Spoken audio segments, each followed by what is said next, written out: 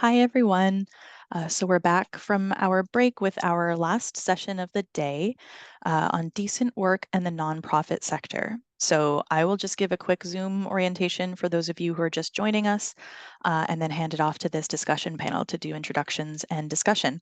So as a reminder for everyone who's joining us just now that your webcams and mics are turned off if you're an audience participant. You can send us questions and comments using the Q&A function at the bottom of your screen. So I will be monitoring the Q&A throughout. If you have any issues that need to be addressed right away, please send it that way because we can't address raise hands or anything, but I can reply to questions in the chat if they're urgent or if you have access issues. And then questions we will hold until the end of the presentation or discussion. That said, because this is a discussion panel, some questions may organically come up in the conversation as panelists monitor that as well. We do have simultaneous translation available, so you can access that on a drop-down menu, likewise at the bottom of your screen where you see the interpretation button. And as a request to our panelists today, please try to go slow to help our translators keep up. And with that, I will hand it off. Thank you so much for attending, and Michelle will do introductions. Hi, everyone. Good to see everybody again. So as we're coming into our final session of the Respectful Workplaces Week Forum, over the last 2 days, we've heard about work in contexts where people are exposed to harassment, abuse, and violence from the public. We've talked about precarity, about workplace equity, about pay equity, about principles of fairness. We've heard from people working in hospitals. And we see a lot of these themes come up in our work in nonprofits. So we wanted to have a bit of a culminating conversation about how some of these trends are manifesting in the community sector and how we can try to build better workplaces in nonprofits. I want to start by saying a couple words about the nonprofit sector in New Brunswick. I'm getting over a cold, so please bear with me if I need to mute and have a quick cough. The nonprofit sector here is larger than it may seem. A 2021 research project led by Haley Flaro of Ability and Be, who we heard from earlier today, and Sarah Wagner from the New Brunswick Association for Community Living found that nonprofits accounted for about 55,000 jobs in New Brunswick, which was fully 15% of the labor force that year, producing about $3.7 billion in GDP. Now, community not-for-profits, that's a subset of those that excludes hospitals, universities, and other big quasi-governmental institutions, are also major employers of women. 72% of staff at community not-for-profits are women, although they earn an average of $17.27 per hour to men's $22.62. Community not-for-profits also have higher portions of newcomers and people of color than the New Brunswick population average. So the fate and sort of health of our sector of the nonprofit world is really tied up in the well-being of a number of equity-seeking populations in the province. Despite all of that, New Brunswick is, to my knowledge at least, the only province in Canada that does not have a provincial level body that supports the sector and advocates for us. So here at the end of 2 days of different conversations about respectful workplaces, I wanted to bring us together to look at the big picture of the community not-for-profit sector in New Brunswick and to talk a bit about how we can work better together towards greater well-being within our organizations. To help us with that conversation, we have 2 experts with us in the room. We have Erin Kang from the Ontario Nonprofit Network, which is one such provincial body with a long and successful track record. And we have Randy Hatfield, who many of you will know from his work with the St. John Human Development Council. Erin is a facilitator, storyteller, and dreamer living in Toronto.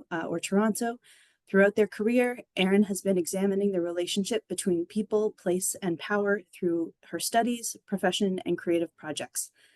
As a convener at heart, they thrive in spaces of community building and mutuality. She's currently the Director of Network Engagement at the Ontario Nonprofit Network. Erin's pronouns are they, she, mine are she, her. And Randy has served as the Executive Director of the St. John Human Development Council, a social planning council, since 2002. He's an advocate for social and economic inclusion and sits on a number of local boards, including the Community Living Board and New Brunswick Champions for Child Rights. Randy holds a bachelor's degree in economics and political science from the University of New Brunswick in St. John, a master's degree in political science from the University of Alberta, and a law degree from the University of New Brunswick. So to start, I was hoping to hear a little bit from both of you, Erin and Randy, about the work you've been doing and your experience working towards decent work for nonprofits. Erin, would you mind getting us started?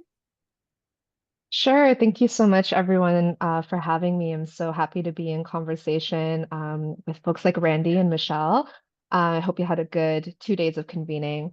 So the Ontario Nonprofit Network is an independent network, so we're not an arm of the provincial government that engages in policy advocacy, research, and other activities that affect nonprofits and charities in Ontario. So there are 58,000 nonprofits in Ontario, half of which are volunteer run.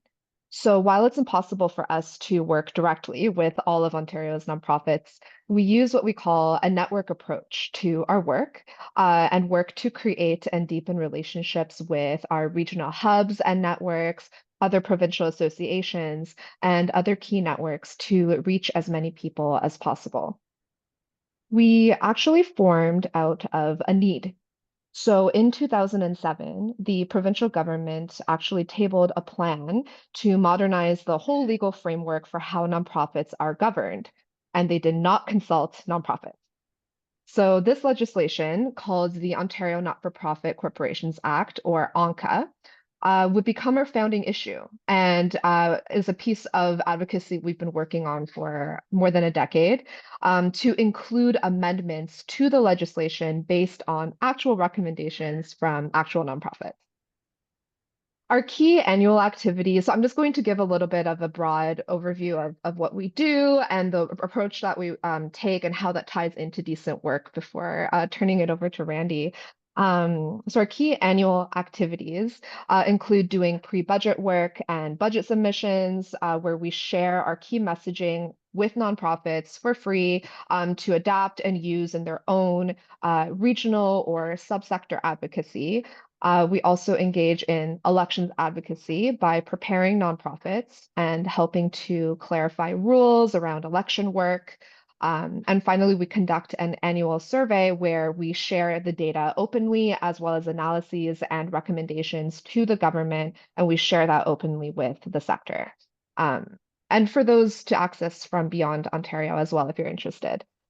So the way we work is by sharing what we can when we can. So that ranges from our own organizational policies. I just shared a template for ED assessment with somebody to the resources that we create.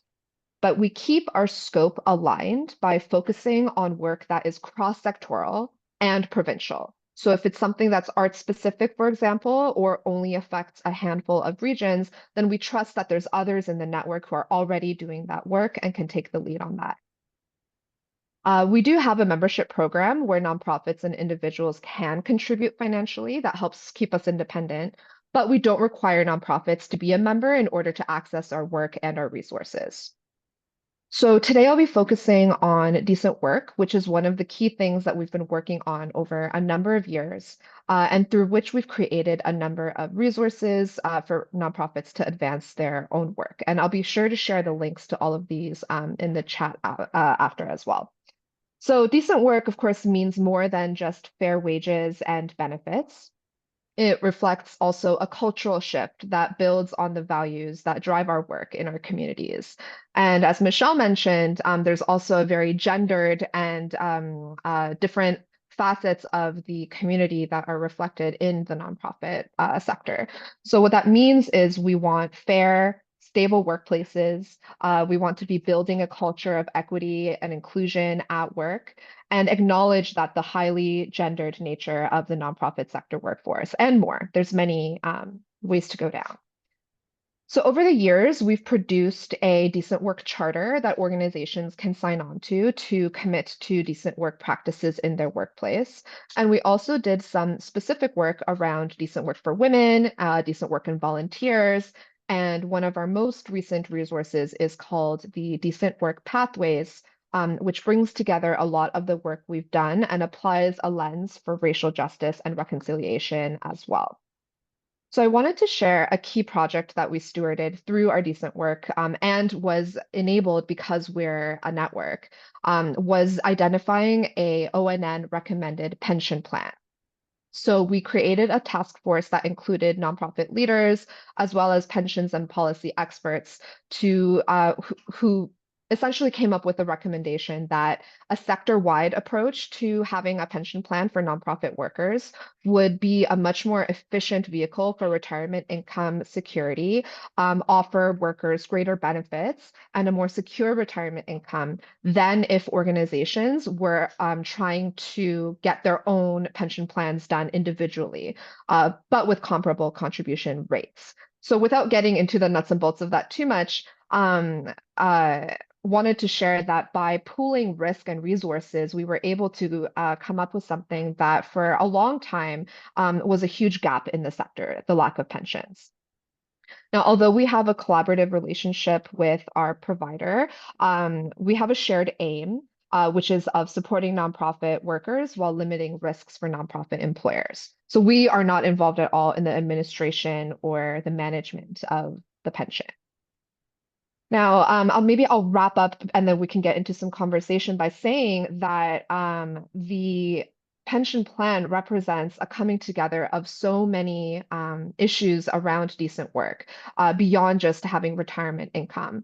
After a lifetime of serving the public good, many people face a significant drop in income as seniors, and this impacts employment leading up to retirement as well in terms of that security, attracting and retaining talent, which is vital to the quality of services that nonprofits provide. And I'm sure you're all feeling in New Brunswick, as we're feeling here, a very significant HR crisis in terms of recruiting and retaining talent, lots of leadership and governance turnover, and just generally a sense of burnout and struggle when it comes to nonprofit work, which is not being helped by disinvestment in many ways from our government in the nonprofit sector and its workers.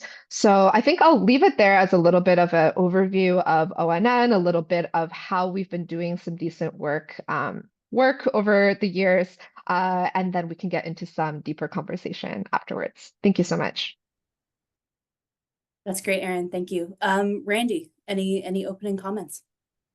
Well, that's a tough act to follow. First, it's great to be here, and thank you for the invitation. And Erin, it's delightful to meet you. I hope to pick your brain a lot through this session. We can learn lots. I'd like to talk a few minutes about some of the challenges community nonprofits have in this province, and speak to demographics and population. Then touch on jurisdiction and governments and which government we have to relate to and the challenges that presents.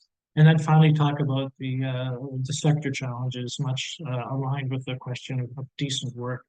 First off, for the benefit of your listeners, and many are probably from New Brunswick and are aware of it, but we're a very small province, 850,000 people spread out along a huge land mass. We have 8 cities. The smallest one has 7,500 people. The largest is the city of Moncton with 80,000. We're the only province without a dominant urban area.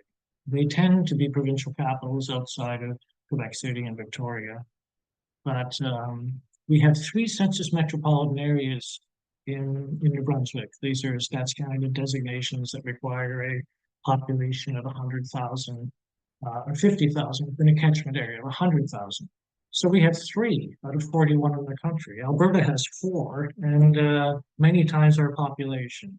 So I look with envy at HRM, or Halifax Municipality, consequently, which is a provincial capital with a federal presence, with regional head offices, a handful of universities, and 500,000 people. In New Brunswick, we have 3 principal cities, none of which has more than 80,000 people. So we have big city challenges in small cities. And I think what we have is a front line that is undertaking containment measures. We're trying to keep the lid on things. The idea of systems change or advocacy at a higher level is rare, in fact, almost non-existent. And I was struck, we just intervened in the NB Power rate hearings that ended last week, and I was struck in a jurisdictional scan by just how far this province is in terms of civil society and advocacy. And this was the first time that energy poverty was raised before a regulatory hearing.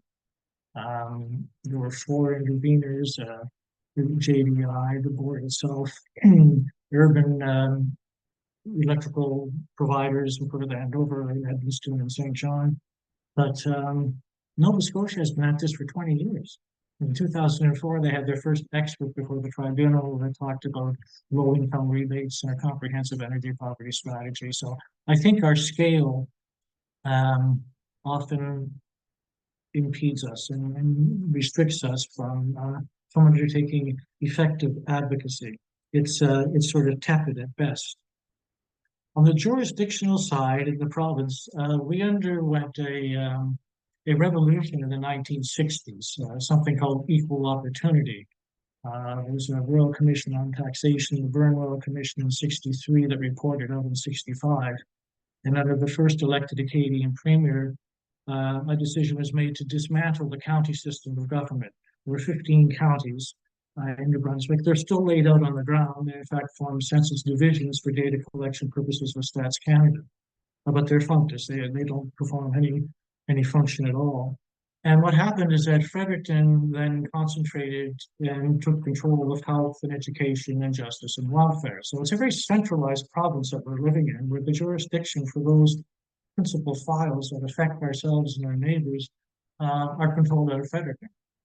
And I think one of the unintended consequences of the Equal Opportunity Program was that it let municipalities off the hook. It was an afterthought at best. And a mantra has emerged in New Brunswick that services to people are the responsibility of the provinces, services to property would be the responsibility of cities. And we have as well a recent invention in New Brunswick called Regional Services Commissions. 12 of them have been created throughout the province. And it's almost a quasi-level of government. And I'm confounded because I don't know how you can create that quasi-level without taxation authority or without money or without budgets. Nonetheless, they have jurisdiction.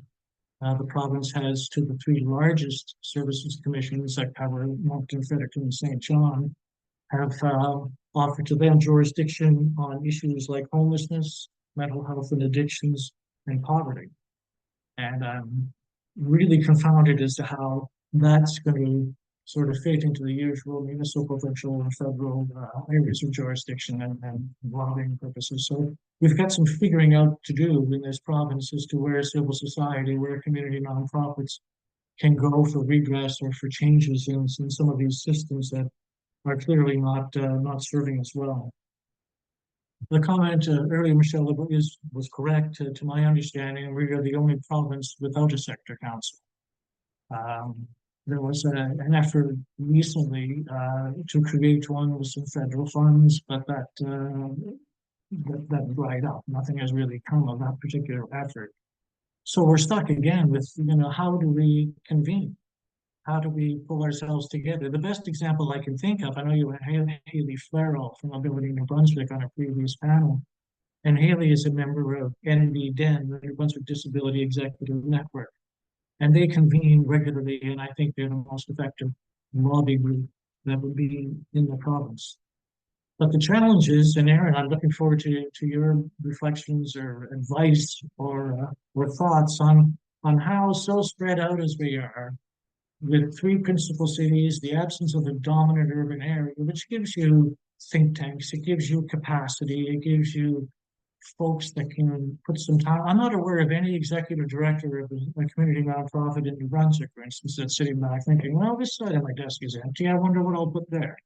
But that just doesn't happen. So it's an incredible challenge to think how we're going to put together some umbrella group that can represent the real interests of a sector that is facing more trauma than I've witnessed in 2 decades. I mean, it is brutal out there on the streets.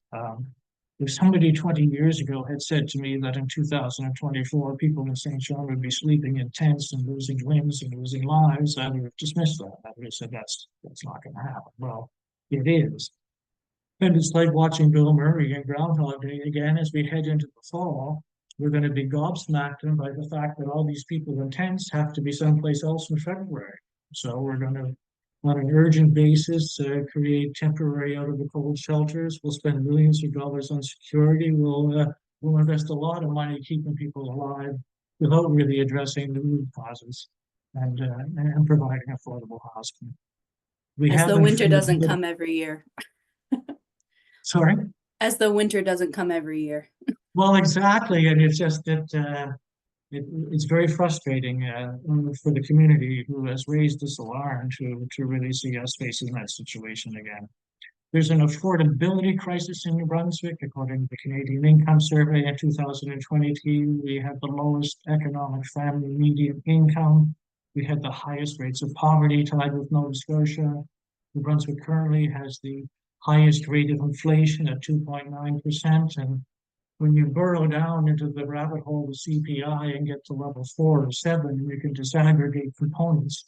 We find that energy is up 13% and rent and accommodation is over 10%. So we have a huge issue of folks that are on fixed incomes. I think particularly of seniors and particularly women who didn't acquire a lot of CPP credits because so much work was unpaid in the past. So we've got situations where seniors are really struggling, and an extra $50 a month on an energy bill, which is likely with proposed 2-year increases combined of about 26%, are really going to put people in a very, very difficult situation. We failed to take advantage of a crisis of COVID and learn from it. If you look at social assistance rates and social assistance caseloads, it's a perfect V from when CERB started and public investments increased. And we found a plummeting in the number of cases and folks and individuals that are relying on social assistance. And it's a V, it's a perfect V. In fact, right now we have surpassed pre-pandemic levels of the number of cases and the number of individuals in New Brunswick on social assistance, over 37,000 last month. And New Brunswick has one of the lowest welfare rates in the country. A single employable person is entitled to $660 a month. That's it. A person with a disability gets $918. So unless you've won the lottery of affordable housing with an RGI, rent geared to income unit, that caps at 30% your contribution. If you're relying on the private rental market, you don't have options. So a lot of folks are struggling. A lot of the front line that we see providing supports and services to a population is traumatized. I think they're riven with PTSD. I think it's an incredibly challenging time for this province. And that then would lead us to a consideration of the sector itself and decent work and some of the challenges that are there. Haley's data, Michelle, that you cited about the size of the sector, the gender lens on the sector, and the inadequate levels of compensation. These are serious issues. And I've been around long enough to remember the voluntary sector initiative, that federal initiative at the turn of the century that invested millions of dollars into investigating the sector. They came up with a good code of practice for funding, and it's all, you can barely find it on the web now. That's sort of gone. So I'm particularly intrigued, Aaron, on your state of the sector report in 2022, when one of its recommendations was to create a home in government for the sector. And that's not the case in New Brunswick. For a brief period of time, we had something called the Community Nonprofit Organization Secretariat. That was around for about 2 years before the province created the Economic and Social Inclusion Corporation in 2010. And whatever capacity the nonprofit secretariat had was morphed into ESIC and has since sort of dissipated in terms of its relevance, its impact, and its effect within the province. So we've got jurisdictional issues. Where do we turn for redressing some of these issues? We've got municipalities that have been left off the hook. We have big city problems in small cities. And we have an economy that I think continues to leave a lot of people behind. Absolutely. So with So that sort of environmental scanner layout, I'm quite happy to have Erin tell us how we're going to make change. thanks for getting us caught up. So there's a couple of threads in there that I want to put to Erin, and we'll get to a couple of them in time. You know, one of the things that you mentioned is how so many of our organizations and leadership at our organizations are really bogged down in putting out fires.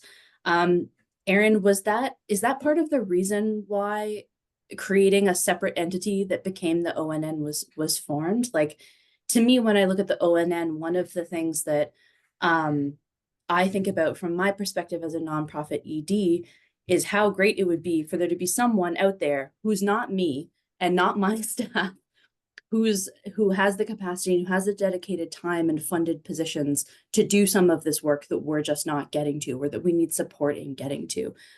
Is that part of the reason why ONN exists? I would say that it is a happy consequence of ONN forming that we're able to play that role. So when that legislation was tabled in 2007, and at the time there was no kind of unifying body to help advocate on this issue. I think, we're really an example of some organic growth, that there were folks who were from different subsectors, different areas of Ontario, who made the time to get together because this was such a pressing issue in that moment. And I think the model that we came out with because I don't think just forming a new structure is never always the right answer, right? And there are plenty of things that ONN can't do because of our own capacity and our own positionalities. But when there is, for example, I think, recently there was an announcement, and I'll just preface this by saying I am not on the policy team. So I will be speaking in layman's terms around this particular issue. But there was an announcement from our minister that which for childcare, and it was an issue that was going to affect a lot of the nonprofits in Ontario. And so what we were able to do with our relationships, with our connections, because that's really what a network is, right? It's intentional connections.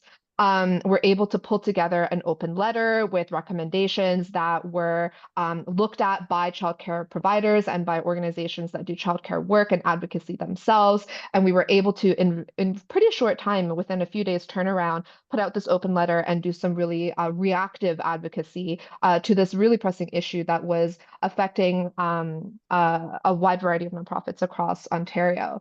And you're right, as a singular ED in an organization, just trying to keep your staff well and do your work and accomplish your mission, that becomes a gargantuan task. But when you start building those coalitions, and I think this is what I have to say in response to Randy, in terms of perhaps right now there are not the conditions for like a provincial nonprofit network that is formalized and has staff. But who already out there are your network hubs? Are there ED networks that exist in certain locales that could be replicated elsewhere?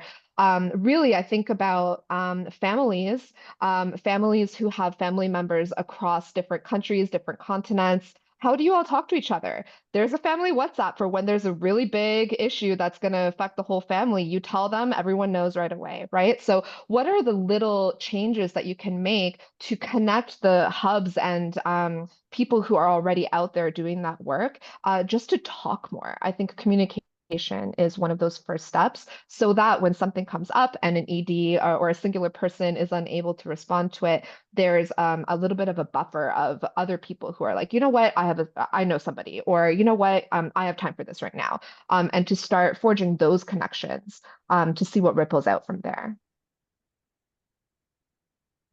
I like what you're saying about networks being ultimately systems of connection. And one thing that sparked from me as you're talking about the idea of being able to sort of pool problem solving and pool news gathering and pool resources, those resources may also be who in this broad coalition knows somebody who's worth talking to about this, which, that may be helpful across sectors. One of the things that I think Randy has probably seen, you can tell me if yes or no, and certainly I've seen in our work, is that we know all of the legal players, right? Everyone who's doing sort of community access to justice work that has anything to do with law, we are in conversation with them. We're the sort of domestic and intimate partner violence world is its own little world where people know each other. We know the other players who work in our core area. And because we are relatively small, we're big proportional to New Brunswick, we're small in absolute numbers. It's really easy for us to be in communication with the 5 to 10 other organizations who we're really interlocked with, right?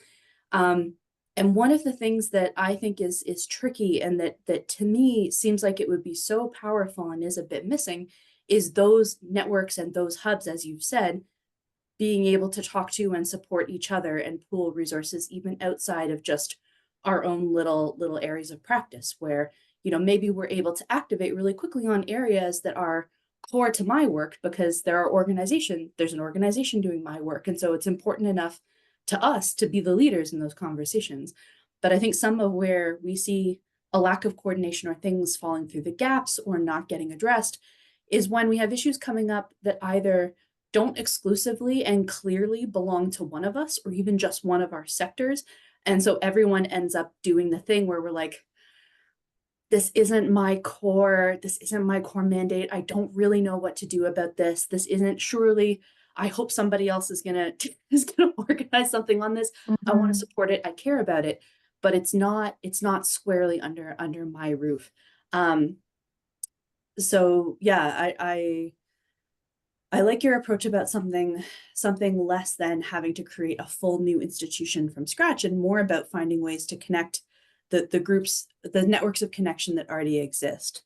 Absolutely. If I can just jump in, I do think that the most sustainable approach to this kind of network building or coalition building is to look at existing behavior patterns and to look at what small shifts in those behavior patterns can wield a lot of impact. And what you're describing of like, let's say a network hub around folks who are more versed around like the legal environment or around intimate violence, how do you create a connection to arts organizations, right? Like who do you know in the arts? And I think a lot of the time, there's a hesitation to even start like a monthly, gathering. So for example, we have a network of just provincial associations, right? There's going to be the association for social workers, for housing, for all these different areas, and we bring them together kind of quarterly. Not everyone comes all the time, but for the folks who do, it's a great information exchange. But that's work, coordinating meetings and such. Can you start small? If you, for example, have connections with, let's say, just arts and some childcare folks, can you, rotate the responsibility of organizing a quick half an hour or 1 hour check-in every month or every 2 months so you can share information? And when that's starting, it might just be you're just sharing updates. But when something does come up that, as you described, doesn't squarely fall within your realm of work, maybe that's the beginning part of starting that conversation of like, oh, okay, this is actually something that affects us, but isn't in our camp. So who else do we know? And start to close those triangles. That's something in network theory is a really pinnacle part of how to deepen networks is if I hold a lot of information, you hold a lot of information, Michelle, and you do, Randy, how are we connecting those dots? Right. And I think that's something that in nonprofit we can fall into our silos of our work and of our teams, and then just kind of forget that that's something that we can incorporate into our workflow.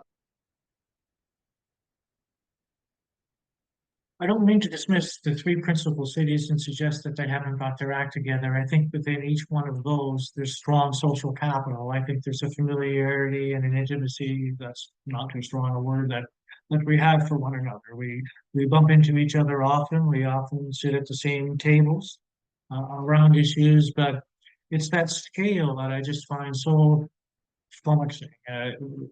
Three United Ways, three community councils on homelessness, three community foundations. It's and the level of funding and the grants that each of those are able to provide in a community that also serves adjoining municipalities and rural areas means that it's very diluted. It's hard to find that capacity and get that organization going. And we're three cities spread out by McKenna's legacy was good highways. We've got divided highways that separate us. You know, we drive for an hour through the woods to go to Fredericton, we drive for an hour and a half to go to Moncton, but that also provides, I think, a challenge for us. The traditional cleavages of New Brunswick have been north and south, and English and French, and rural and urban. And you know, we haven't talked yet or addressed rural issues, which are real in New Brunswick. Half of our population would be outside of you know, CMAs or CAs. So that's another whole beast that's hard to it's hard to wrestle to the ground. No, Yeah. absolutely. And rural And because Ontario. Oh, sorry, is there an echo? Seems Not like it's now. okay now. Okay. Okay. Ontario is also very rural, and there's, so much land in our province. And I think that the particular challenge in the nonprofit sphere is the issues that we face in urban areas are so much deeply felt in less populated areas. Like I even think about just recruitment and retention of board members, right, of governance leaders. And as many folks retire out of their roles, the struggle that many rural organizations specifically are facing in recruiting board members to their organizations. And an interesting idea came out actually in one of our network meetings. There was the sort of an example of 5 nonprofits that are all competing for that one perfect board member in the area that's got that institutional knowledge and that passion and the time. And this sense of like, okay, here's the same story of nonprofits competing for a resource, right? And how can we overcome this challenge? Okay, maybe that person doesn't actually have to be an official board member. Can this person be an expert that can advise all 5 of these nonprofits in a capacity that is different than sitting on the board while new board members are trained and brought on, and really just thinking differently about there's not just one way to solve a problem. And so I think one of our challenges as ONN, and particularly all of our team is currently based in Southern Ontario. And so we have to work really intentionally to engage with our northern communities, with our more eastern or our more westernmost communities. And the approach that we take to that is exactly what I've been saying. If we know one person in the community, they know 3 others. So how can we start building those relationships, that trust? When something comes up, like let's say with our elections, right? Ontario is facing a real uncertain election climate. And when that comes up, if I am reaching out to the one person I know, right, in a certain area and can say, hey, can you help share this out? Like, we're here to support you. Then it starts to loop them in and build that trust. So the next time something comes up, even if they weren't able to engage in this one thing, maybe they'll be more engaged the next time. So I really do believe that, especially as we're enabled right now in a virtual space where we can connect over distance and time zone, there are ways to create those connections. But it's timely work, right? It does take time to build those relationships and make new patterns of working. So. Yeah, the rural piece is really challenging. I mean, again, working in the legal context, something we talk about a lot in my office is, when we're talking to people on the phone who are calling us for legal problems is, how long does this person have to drive to get to a courthouse? How hard is it for them to actually, if we say go to court services, what are we suggesting that they do? Is that a 10-minute trip downtown like it is for me, or is that a more than an hour drive? And now a lot of those things have been digitized, but I do think it's a very real and active and very complex part of the service environment here that, I mean, I think everywhere in Canada has a dearth of rural services. Like that's a problem that impacts every province. But the proportion of our population that lives rurally makes it particularly pressing. And I do think it's really easy for those organizations to get disconnected from those of us. I mean, I work out of Fredericton, Randy works out of St. John. We're in 2 of the like urban hubs of the city, right? For those organizations that are working more rurally, to feel disconnected from us and to feel not part of our community, or to have genuinely different concerns that maybe we're not well placed to speak to. I mean, another piece of this is, how do you do coalition building that is actually useful to people who are in rural places? I mean, like a vision of a nonprofit sector high-level coalition that is driven by Randy and I can so easily become driven by the perspectives of Fredericton and St. John, which, proportionally, there's plenty of people who can talk to you about what's going on in Fredericton and St. John, right? Randy, do you have anything to suggest, or anything to draw on from your experience about doing that sort of mutual support work with? I mean, you are you're a city-based organization, but you work obviously a bit outside of St. John as well. We have a provincial mandate, so we're trying to serve all corners of the province. Do you have anything to add about coalition work that sort of goes outside of the geographic boundaries that we're sort of typically working in?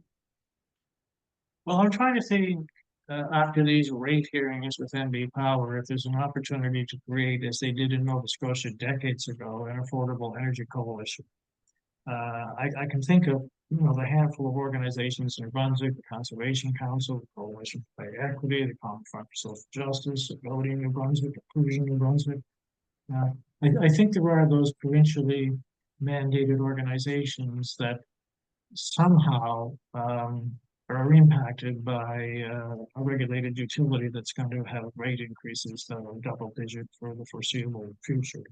And so something like that may be an issue-oriented, top-of-mind way of convening and starting this relationship building, because there's nothing like breaking bread.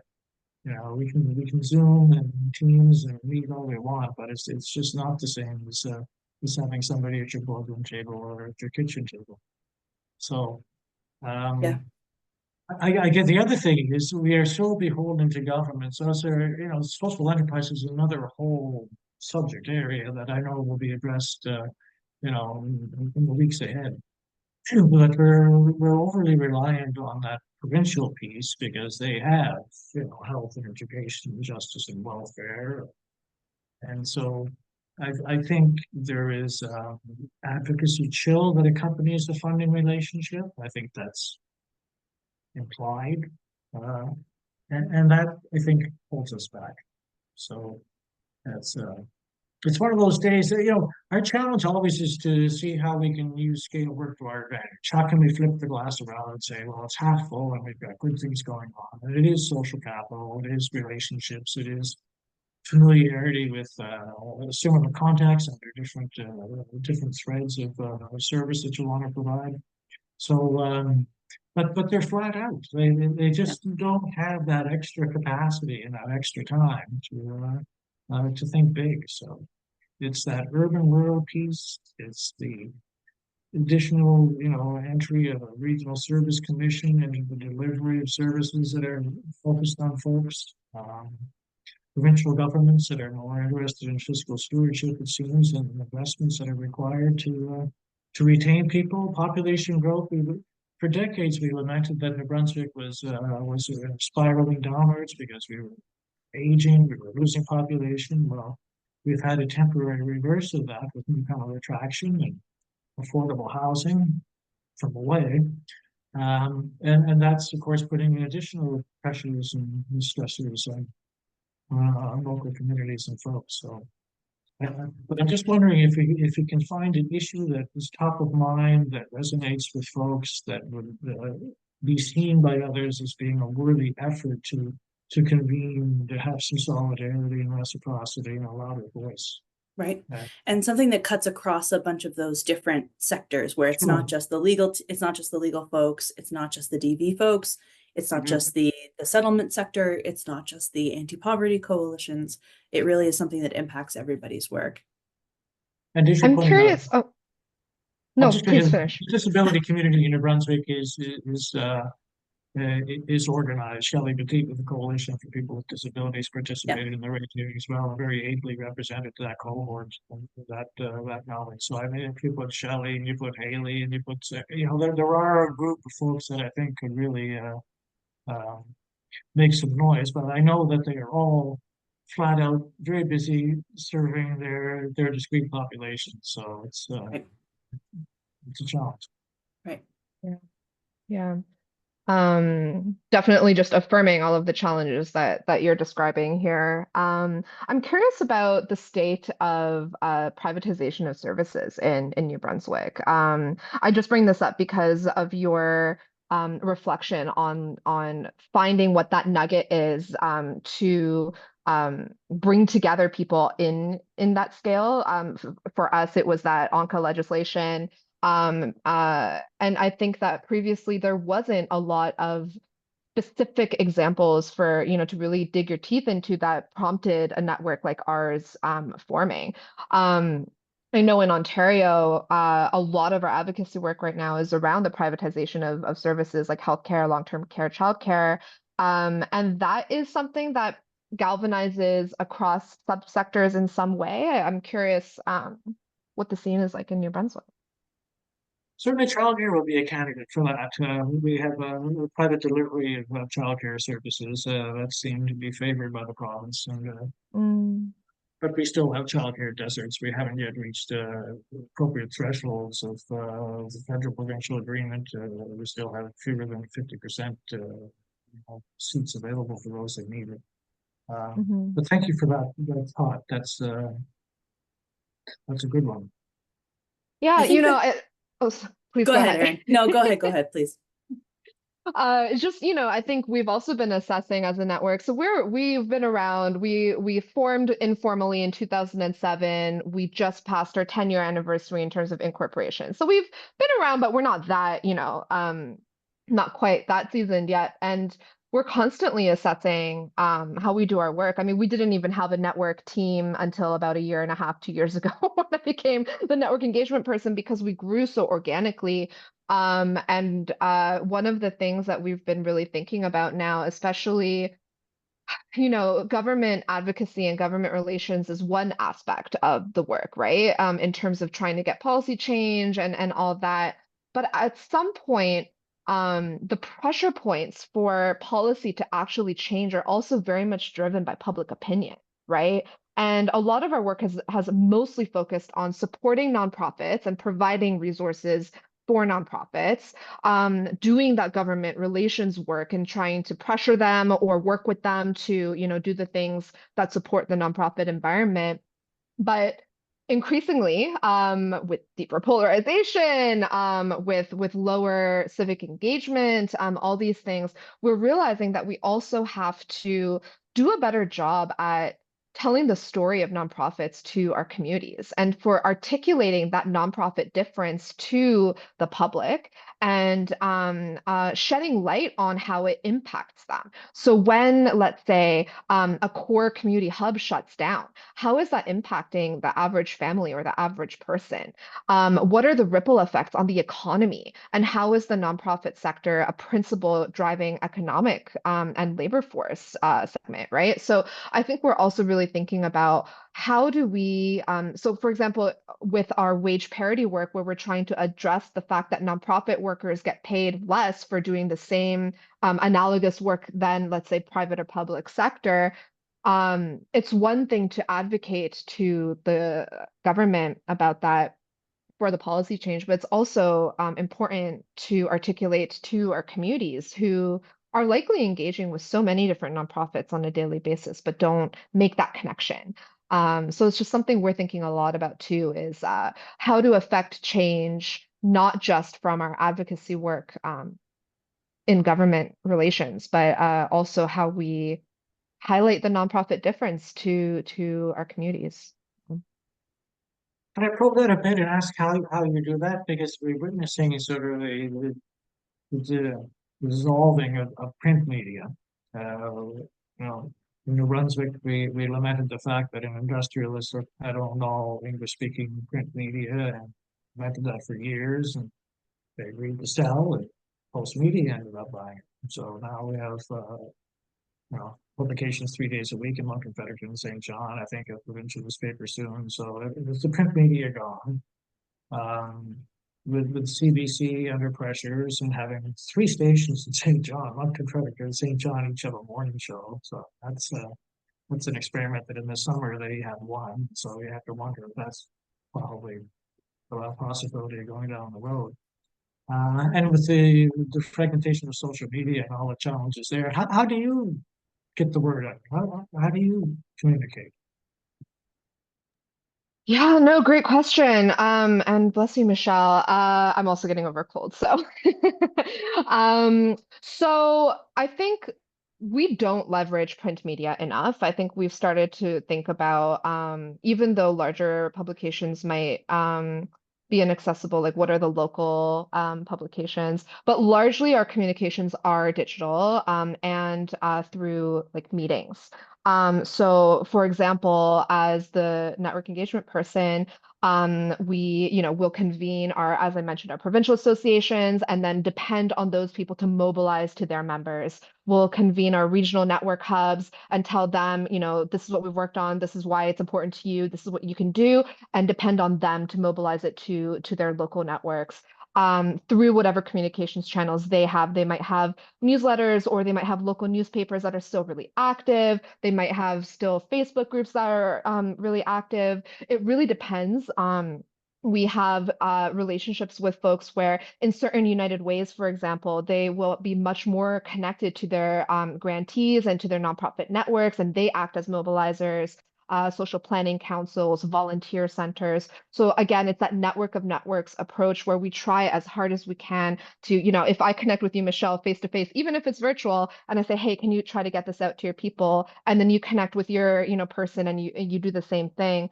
I do think that that's a core way of getting stuff out, but it's a constant challenge. Like I said, 58,000 nonprofits in Ontario, we are certainly not reaching all of them, right? And so continuing to try things out. Yeah, this is such a good question, especially, as we've seen changes in how information that we even get into print or online big publications can be shared on social media. The vanishing of that connective tissue, I think, has had a really big impact on how we communicate with our audiences. I feel like it's intensified the need for us to have our own direct communication channels to our audience, or at least direct communications channels, as you've said, to the networks of other organizations that we have commonality with, who we're able to amplify each other's work and each other's projects. Because frankly, something being published in CBC doesn't anymore mean that it's going to be widely shared on social media, right? Like that link is kind of gone. The advocacy piece is really interesting. And Randy, I think you're right to name the fact that much larger proportion of funding in New Brunswick for nonprofits comes from government than it does in a place like Ontario that has tons of both quasi-public funders like Trillium Foundation and also tons of private foundations, right? We don't have huge donor bases here. We don't have huge foundations that are funding tons of work in Atlantic Canada outside of governments. I do completely agree that there's always the risk of a chilling factor there in how we approach advocacy. The other dynamic that I want to name is that I think, from my perspective, and I'm interested what you two think about this as we're coming to the end of our time. I think also sometimes in our sector, even where there are issues that are squarely within our root, are in the four walls of our mandate and where we have valuable knowledge and we have expertise, I think there's still a bit of an somewhat old-fashioned reluctance to engage in that advocacy, to feel that that's not our role, that that's somehow offside. We're worried about CRA stuff. And, nonprofits, we can't be partisan in our work, but our work is inherently political. And there's nothing in any of the founding and governing documents there's nothing in the law that says we can't be doing things like participating in public rate hearings like Randy's doing. There's nothing that says that we aren't political actors or don't have a voice in public conversation or in advocacy efforts around issues that are impacting our communities. So I'm always heartened to see Randy out at these events, speaking up and sort of being part of those opportunities to be heard in public. We have about 2 minutes left before I have to hand this over to Amber. I just want to dip in and see if we have any last audience questions that I can touch on. I've kind of been incorporating them into the flow of our conversation. Last call for audience, if anyone else has anything they want to see answered. Otherwise, do either of you want to offer some sort of last concluding thoughts on this conversation? This has been really great. I'll just quickly share. I'll send a list of kind of links and things to follow up. But I really like what you're saying. We've created an advocacy spectrum where we kind of break down all the different ways organizations can advocate. And we always say, you know, being nonpartisan means you can't stand up and say, you know, vote for X person or, you know, X party. But every issue is, as you say, political. So even something as simple as you know, writing a joint letter to the government, doing a social media campaign, sharing a policy idea on social media. Those are simple ways to start engaging in advocacy work. It doesn't always have to mean, you know, actively being involved in policy change. So. I've witnessed over the decades a maturation of the community nonprofit sector. It's getting more robust. It's without exception, ably led. I put a good ED next to any small business operator anywhere in the province, really. I mean, and admitting to the receiver general and paying workforce and meeting payroll and hopefully delivering on a mission. So I've got great confidence in those that are coming up through the ranks now. And I really hope that we can start to create the conditions that people can look upon this with a lack of precarity and a lack of economic security and really make it an inviting place for folks to work because there's much to commend. Thank you both so much. Thank you. I think we're going to turn it over to Amber with some concluding comments for the day. Sure. Thank you all so much, Randy, Aaron, and Michelle, for this really thought-provoking discussion. We have a feedback survey for this session in the chat. So if anybody here would like to provide feedback about the content of this session or how it went for you, that link is there. And we've also shared links to Aaron and Randy's respective organizations in the chat as well. And with that, we've come to the end of the forum for Respectful Workplace Week 2024. So note, I will share some closing remarks now on that, and thank you all for being here. We can finish the recording for the last session first. I thank you all for coming. So as some concluding remarks for this year's Respectful Workplace Week 2024, a note first that we will be dropping a feedback survey in the chat for the forum days as a whole, so you can provide feedback on the content and organizing of this year's Respectful Workplace Week forum. Please take a moment to fill out the survey and provide your valuable input, because that will help us know what we can address or consider for next year, what went well, what didn't, and any other feedback you have to provide.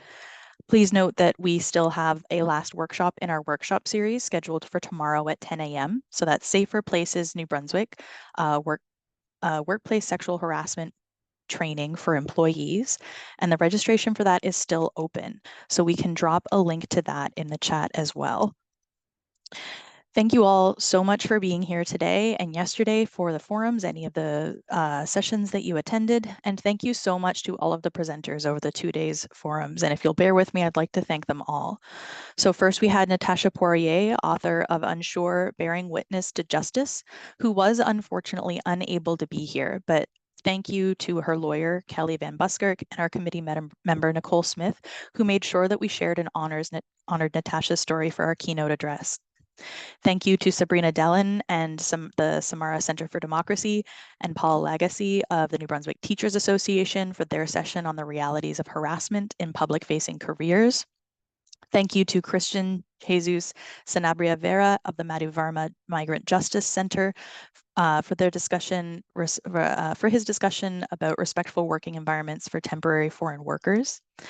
Thank you to workplace investigators Nicole Smith, Jody Carr, Barry McKnight for their insightful discussion panel. Thank you to Rochelle Richard and Sophie Huguet from the New Brunswick Coalition for Pay Equity for their discussion about pay equity and women in the workplace. Thank you to Haley Flaro of Ability New Brunswick, Ben McNamara of Inclusion New Brunswick, and Kristen Barnes of the Canadian Mental Health Association of New Brunswick for their thoughtful and enlightening discussion about disability at work in New Brunswick. Thank you to Megan Griffith of the New Brunswick Human Rights Commission for providing us with expert information about the duty to accommodate at work. Thank you to Liz Leclerc and Christina Fifield from Can't Buy My Silence for the very important discussion about non-disclosure agreements in the context of workplace harassment and violence. And finally, thank you to Randy Hatfield from the St. John Human Development Council and Aaron Kang from the Ontario Nonprofit Network for the discussion about decent work in the nonprofit sector that you just saw. We have a question in the chat about where to get the recordings for these sessions. So those will be available on the Please NB website on the same page where you would have found sign up information for the 2024 Respectful Workplace Week. So keep an eye on the Please NB website and the Respectful Workplace Week section on the website if you want to see the recordings. I'd also like to thank our workshop facilitators. So Soph Melitz and Angela Black delivered accessibility basics for facilitators on Tuesday afternoon. Lindsay Manuel facilitated the It's Your Business, a domestic and intimate partner violence workplace toolkit on Wednesday afternoon. Matt Smith, who will be delivering the Safer Places NB training on sexual harassment in the workplace for employees tomorrow morning. And again, you can still register for that workshop, and that's still available on Please NB's Respectful Workplace Week page as well. Thank you to our translators, Chrissy Michaud, Marie-Catherine Chiasson, Laura Bonney, and Jelena Holland, who provided us with simultaneous translation throughout the forum days. Thank you to my colleague, Marianne Hernandez, who has provided invaluable tech support to us today, despite having started with our organization just recently. Marianne, you really hit the ground running and helped make things run smoothly, so thank you.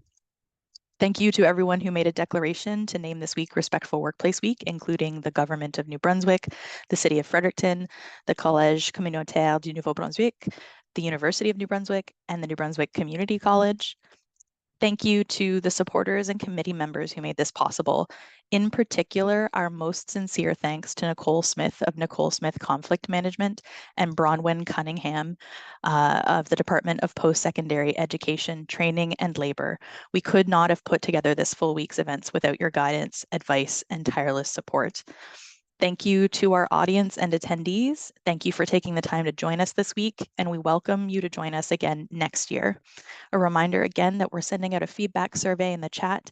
It's our first year at Please NB running Respectful Workplace Week Seoul, so we especially welcome your comments. Thank you so much. I want to jump in just before we close off here because Amber Chisholm has been the lead on this project and has done by far the most work on it out of anybody. So despite the fact that she's hosting, we need somebody to come on and say thank you to her as well. So thank you, Amber, for all of your work on this. Thank you.